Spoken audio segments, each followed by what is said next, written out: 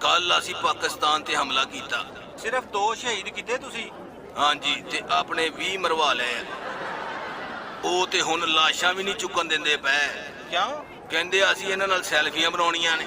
ਮਾਫੀ ਮੰਗ ਲਓ। ਮੰਗੀ ਸੀ। ਕੀ ਕਹਿੰਦੇ? ਕਹਿੰਦੇ ਆ ਕਿ ਮੋਦੀ ਇੱਥੇ ਆ ਕੇ ਪਹਿਲੇ ਨੱਕ ਰਗੜੇ। ਹੋਰ ਪੰਗੇ ਲੈ। ਹੁਣ ਦੱਸੋ ਮੈਂ ਉੱਥੇ ਜਾਵਾਂ ਜਾਂ ਨਾ ਜਾਵਾਂ? ਕਿਸੇ ਹੋਰ ਨੂੰ ਘੱਲ ਦੇ।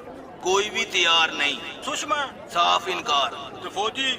ਉਹ ਤੇ ਕੱਲ ਦੇ ਕਿਤੇ ਲੁੱਕ ਗਏ ਨੇ। ਹਾਲਾਂਕਿ ਮੈਂ ਇਨਾਮ ਦਾ ਵੀ ਐਲਾਨ ਕੀਤਾ। ਅਗਲੇ ਕਹਿੰਦੇ ਆ ਕੋਲ ਰੱਖ। ਹੁਣ 2 ਹੀ ਰਸਤੇ ਰਹਿ ਗਏ ਨੇ। ਕਿਹੜੇ? ਜਾਂ ਬਾਰਡਰ ਤੇ ਜਾ ਕੇ ਗੋਲੀ ਖਾਵਾਂ ਜਾਂ ਆਪਣੇ ਆਪ ਨੂੰ ਗੋਲੀ ਮਾਰ ਲਾਂ। ਦੱਸੋ ਹੋਰ ਕੀ ਕਰੀਏ? ਗਏ ਸੀ ਤਮਾਸ਼ਾ ਲਾਉਣ, ਆਪਣਾ ਸ਼ੁਗਲ ਲੱਗ ਗਿਆ।